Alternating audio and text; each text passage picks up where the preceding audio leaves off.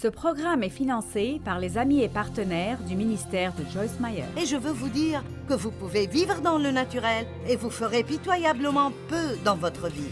Mais vous pouvez vivre dans la foi et vous pouvez faire des choses impossibles et Dieu prouvera qu'il est puissant dans votre vie.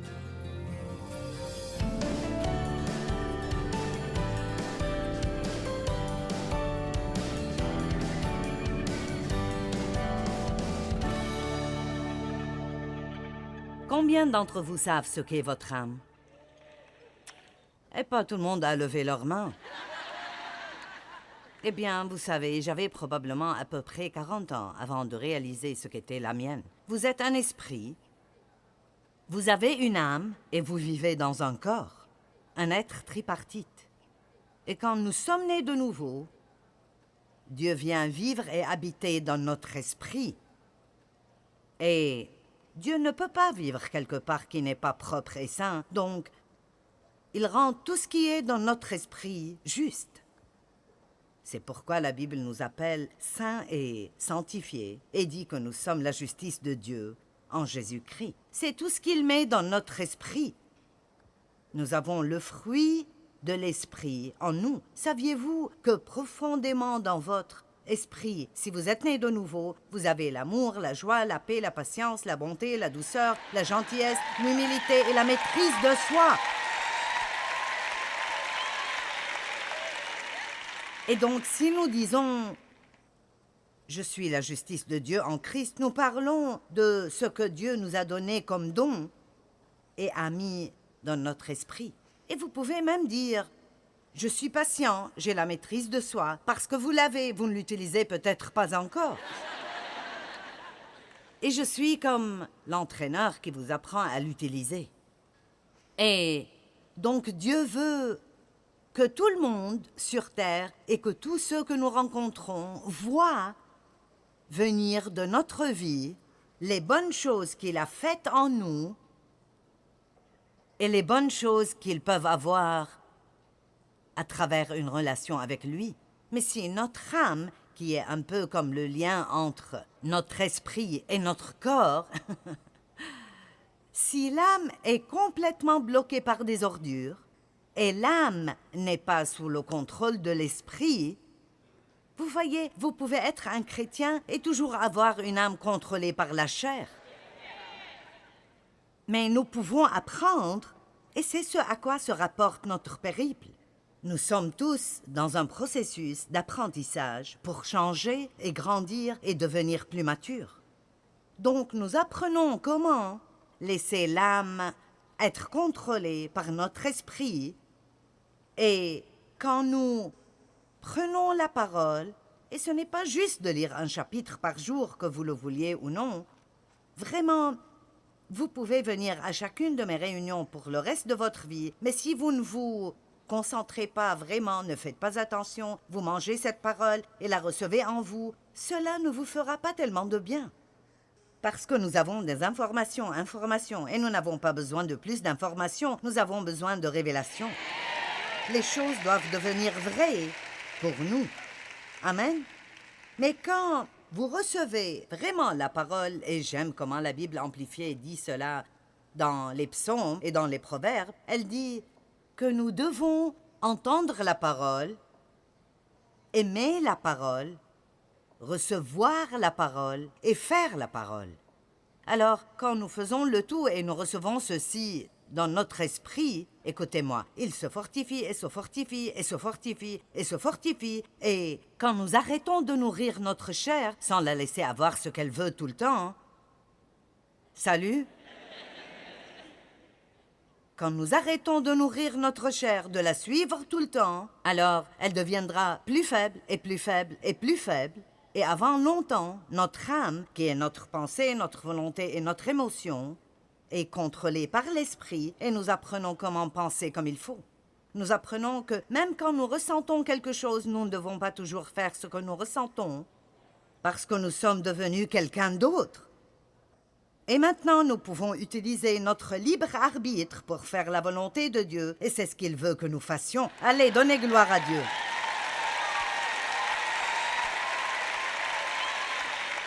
Donc ce soir, nous allons parler du contrôle de l'âme. Apprendre à contrôler votre âme. Père, je te remercie pour la parole ce soir. Aide-moi. Je veux toujours faire un bon travail pour toi et je veux que les gens reçoivent ceci et que ça change des vies au nom de Jésus. Luc 21, 19. En tenant bon et par votre endurance patiente, vous parviendrez au salut pour vos âmes. Il y a tellement de versets que nous lisons et nous ne comprenons pas du tout. Alors, pensons à ceci. En tenant bon et par votre endurance patiente, cela veut dire que vous devez passer par des choses patiemment. Je dis toujours qu'il y a un début pour tout. Il y a un milieu et il y a une fin. Et nous aimons bien le début. C'est vraiment excitant. Il y a des émotions qui viennent avec « Ouh, je vais être un chrétien! Ouhou! Oui, Seigneur, donne-moi la patience! » Vous ne savez pas ce que vous demandez. Puis, quand vous marchez avec le Seigneur pendant 30 ans, vous y pensez avant de prier pour la patience, parce que vous savez que vous avez besoin de prier pour la patience et vous avez besoin que Dieu vous aide, mais vous savez ce que vous obtiendrez. C'est comme dire « enseigne-moi l'humilité ». Donc, seuls les croyants vraiment courageux prient pour ces choses sérieusement. Donc, c'est facile de prier pour des choses comme ça. Et c'est beau quand vous arrivez ici au point où vous êtes patient, où vous êtes humble, où vous êtes gentil. Mais vous voyez, la chose triste est que beaucoup de gens ne dépassent jamais le milieu. Donc, c'est l'endurance patiente. Si vous vous accrochez assez longtemps, je vous dirais qu'il y a une récompense pour les patients. Il y a une rémunération, et je ne veux pas paraître bizarre, mais je crois que nous devons savoir qu'il y aura une récompense. C'est difficile de faire des choses difficiles si vous ne savez pas qu'il y aura une sorte de récompense à la fin. Qui voudrait aller au travail tous les jours sans rémunération? Et alors, Dieu donne vraiment une rémunération. Elle n'est peut-être pas en dollars, mais il nous donne la joie, il nous donne la paix, il nous donne la justice, il s'occupe de nous, nous portons du bon fruit. Il y a toutes sortes de bonnes récompenses pour l'obéissance à Dieu, et il y en a une de géniale dont la Bible parle concernant la patience. Mais je ne vous la donnerai pas encore, mais si vous supportez tout ce que je vais dire ce soir, et vous rentrez chez vous et vous commencez à dire « D'accord Dieu, je veux cela », il y aura une bonne rémunération à la fin. Dans la patience, vous posséderez vos âmes, dit une des traductions. Eh bien, laissez-moi juste dire, nous apprendrons soit à posséder nos âmes ou nos âmes nous posséderont. Maintenant, j'ai vécu beaucoup d'années en tant que chrétienne sans entendre d'enseignement comme celui-ci. Tout ce que j'ai entendu était des choses doctrinales et nous avons tous besoin de bonnes doctrines solides. Mais nous devons savoir à propos des choses de l'âme. Nous devons comprendre certaines de nos émotions. Je vais vous enseigner sur ceci demain soir. Comprendre vos émotions. Ne serait-ce pas amusant? Parce que nous en avons tous. Alors, et nous disons tous, « Je ne comprends pas pourquoi je ressens ceci. » Si vous êtes une femme et vous dites à un homme ce que vous ressentez, il dira, « Eh bien, pourquoi ressentirais-tu cela? » Dieu merci, le Seigneur comprend. Amen. Alors, soit nous allons apprendre à posséder notre âme, ce qui veut dire la gérer, d'après l'esprit, ou elle nous possédera, ce qui veut dire que ma pensée non renouvelée gérera ma vie, mes émotions géreront ma vie, et je ne pourrai pas être heureuse si je ne reçois pas chaque chose que je veux. C'est ma pensée, ma volonté et mes émotions qui règnent sur moi. Et certains d'entre vous sont toujours dans cette condition, et je peux vous le dire, vous n'êtes pas très heureux. Vous ne l'êtes pas.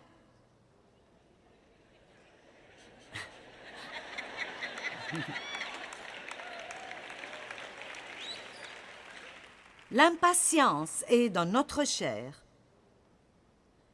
mais la patience est dans notre esprit. Luc 8, 15, je veux vous lire 5 versets. Je veux que vous les regardiez. Il parle de la patience. Luc 8, 15, mais quant à cette semence, dans la bonne terre, ce sont les gens qui entendent la parole, qui la gardent avec un cœur juste, noble, vertueux et méritant et produisent régulièrement des fruits avec patience. Alors, qu'est-ce que c'est que de produire régulièrement? Cela signifie continuer, continuer, continuer, continuer, continuer, continuer, petit à petit, jour après jour, continuer, continuer, n'abandonnez jamais, continuer. Quand vous riez, je me tais, d'accord? Maintenant, voyons Hébreux chapitre 11. Eh bien, nous n'allons pas le voir en entier. Ils n'ont pas besoin de le montrer en entier, mais je vais vous le lire. C'est ce que nous appelons le Panthéon. Le Panthéon de la foi. Vous avez déjà entendu cette terminologie, le Panthéon de la foi? Le chapitre 11 des Hébreux traite des grandes choses que les gens ont faites par la foi. Et la foi est le penchant de toute la personnalité humaine sur Dieu, dans la confiance absolue en son pouvoir, sa sagesse et sa bonté. Et la foi est aussi l'assurance, la confirmation, le titre de propriété des choses que nous espérons être la preuve des choses que nous ne voyons pas et la conviction qu'elles sont réelles. Donc, j'ai la foi jusqu'à ce que j'ai une manifestation. En d'autres termes, je peux la voir dans mon cœur si fortement que personne ne peut me l'enlever, longtemps avant que je ne le voie de mes yeux naturels. C'est ce que je ressens concernant passer l'éternité avec Dieu. Je n'y suis pas encore, mais Dieu plante l'éternité dans nos cœurs, d'après la Bible. Et nous avons cette sensation en nous qu'il y a plus que cette vie, et nous vivons notre vie pour cette chose que nous n'avons jamais vue, mais nous la croyons si fortement que nous donnerions notre vie pour elle, et beaucoup mourront pour elle. Maintenant, c'est ce qu'est la foi en Dieu ou la foi en Jésus, mais il veut que nous vivions par la foi. Il veut que nous ayons ce genre de foi dans chaque domaine de notre vie.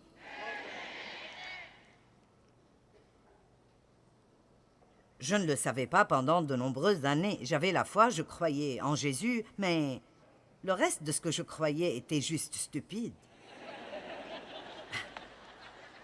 Je ne croyais pas que les choses pourraient changer, je n'avais pas confiance. Vous savez de quoi je parle? Combien de personnes rentrent à l'église chaque semaine et ils croient en Jésus, mais si vous commencez à vérifier leur croyance, tout ce qu'ils croient est faux dans tous les autres domaines de leur vie. Donc, même si vous croyez quelque chose de faux, c'est toujours votre réalité. Vous voyez, je croyais que comme j'ai été abusée dans mon enfance sexuellement, j'aurais toujours une vie de deuxième classe. Que je serais toujours un peu foirée. Eh bien, c'était juste un mensonge que Satan m'avait dit. Mais personne ne m'a jamais dit le contraire. Et j'ai cru le mensonge alors que j'aurais pu avoir la vérité.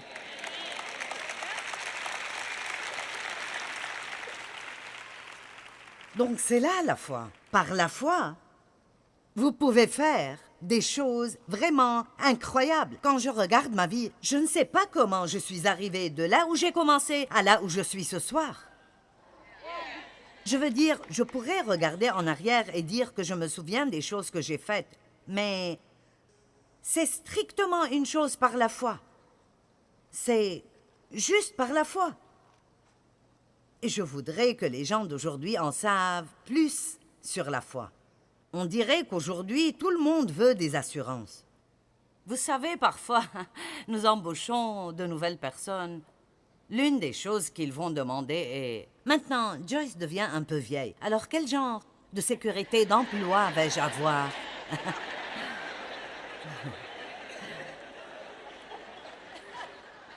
Je veux dire, vraiment, si vous y pensez, qui a une sécurité d'emploi un jour dans sa vie? Vous savez, notre sécurité doit être en Dieu.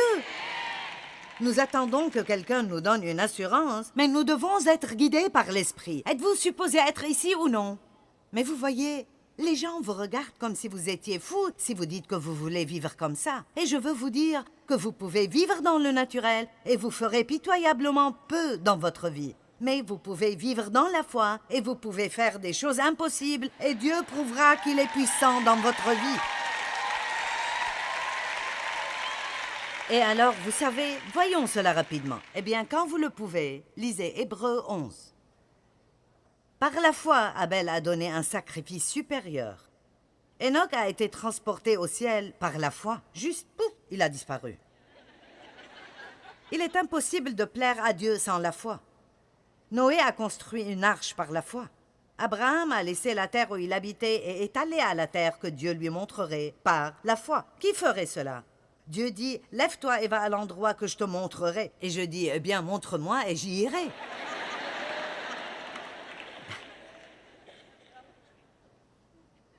Sarah a eu un enfant quand elle avait presque 100 ans d'âge. Est-ce que vous comprenez, les dames? Elle avait dépassé la ménopause et n'avait plus les bouffées de chaleur. Elle avait passé ce temps. Son temps était passé et elle a eu un enfant.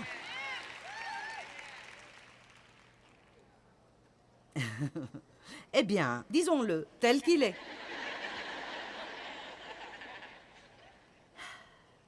Abraham a offert son fils par la foi comme sacrifice en croyant que Dieu pourvoirait. Isaac a béni Jacob en vue de l'avenir. Joseph a fait de grandes choses par la foi. Moïse a fait de grandes choses par la foi. Et ça continue encore et encore. Ils ont dit qu'il y en a tellement que le livre ne serait pas assez grand pour tout écrire. Puis, dans le chapitre 12, verset 1, c'est là où je voulais en venir. Il dit, c'est pourquoi, à cause du chapitre 11, parce que nous sommes encouragés par leur témoignage, c'est pourquoi nous aussi qui sommes entourés d'une si grande nuée de témoins qui ont témoigné de la vérité, débarrassons-nous de tout fardeau, de tout poids superflu et du péché qui nous cerne si facilement de tous côtés et courons avec endurance l'épreuve qui nous est proposée. D'accord, vous pouvez arrêter de regarder la chaise et me regarder maintenant. C'est sur les écrans, vous ne manquerez rien. Chapitre 12, verset 1, c'est pourquoi nous aussi qui...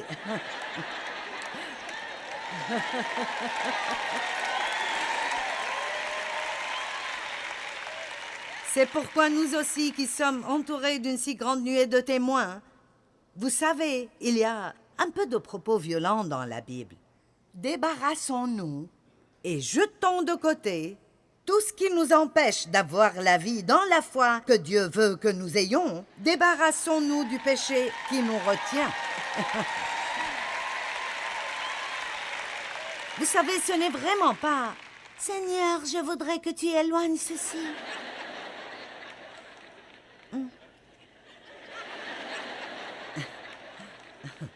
Et courons tous. Courons, pas par con quelque part, il dit courons. Courons avec une endurance patiente. Voici mon mot.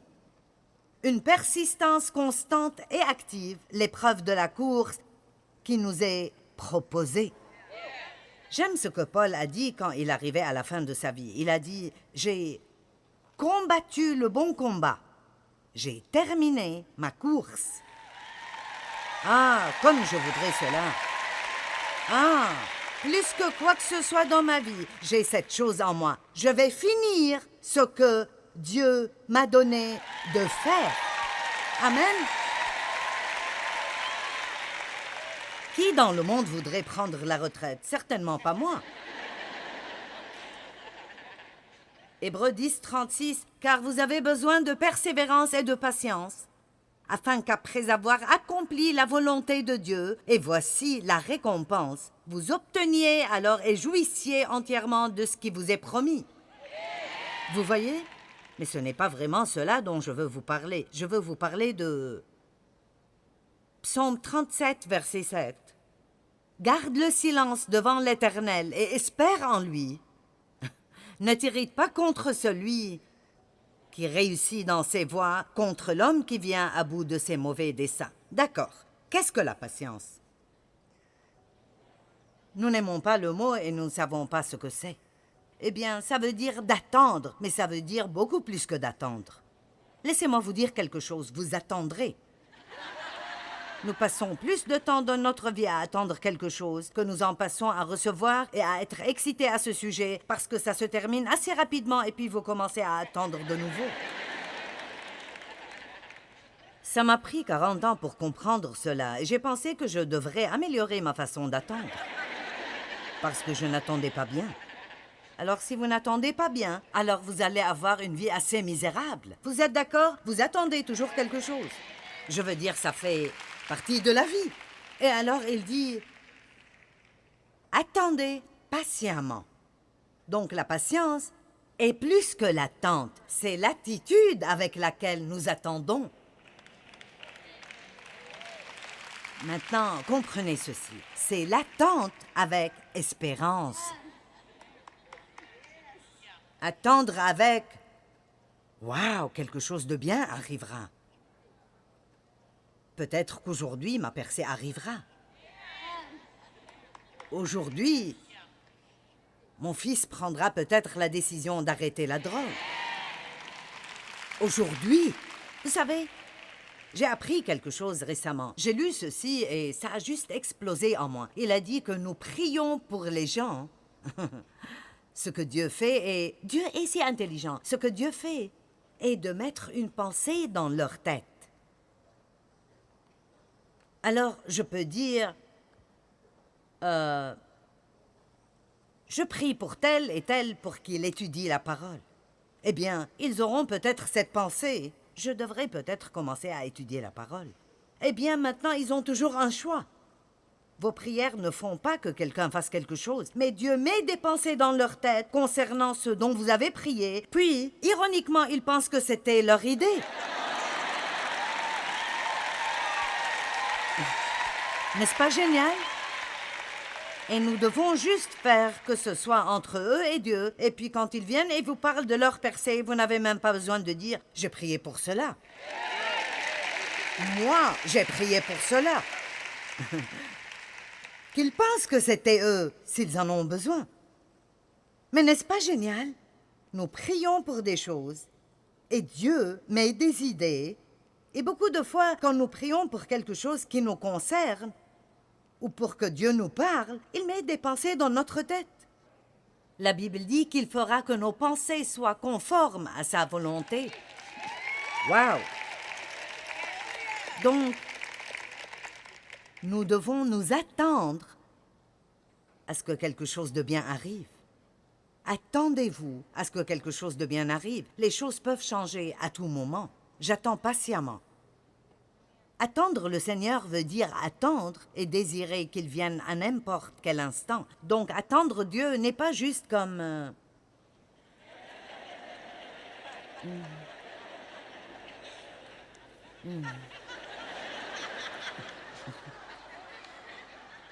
Il y a une attente interne. D'accord. Jacques 5,7. Donc, soyez patients, frères, dans l'attente. Remarquez qu'il ne dit pas si vous attendez. Vous voyez ça? Soyez patients dans l'attente de l'avènement du Seigneur. Voici le laboureur attend. Comment? Avec espérance. Le précieux fruit de la terre. Ceci est important aussi. Voyez comment il prend patience. Il fait preuve de patience à son égard jusqu'à ce qu'il ait reçu les pluies de la première et de l'arrière-saison. Donc, nous avons tous une attente que nous devons faire. Je vais continuer à prier et à confesser la parole et à étudier la parole et continuer à rencontrer d'autres personnes qui peuvent me tenir encouragée et à donner pour le travail du royaume et à être une bénédiction partout où je vais et à faire confiance à Dieu et à chasser le diable.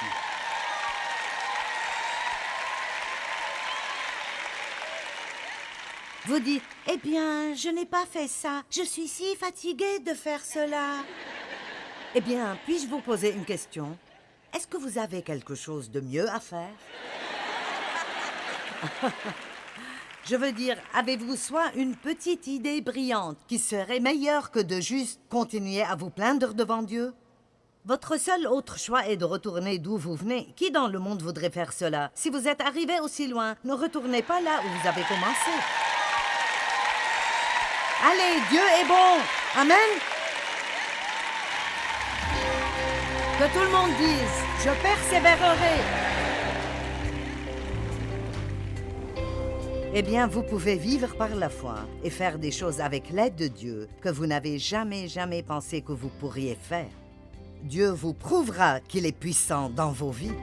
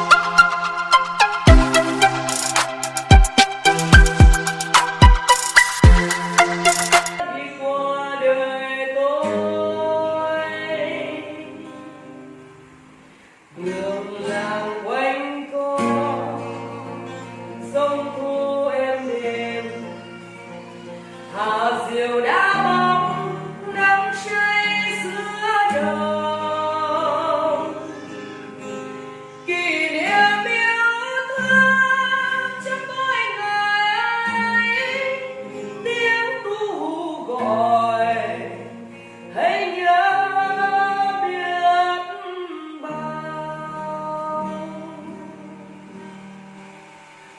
Tôi xa quê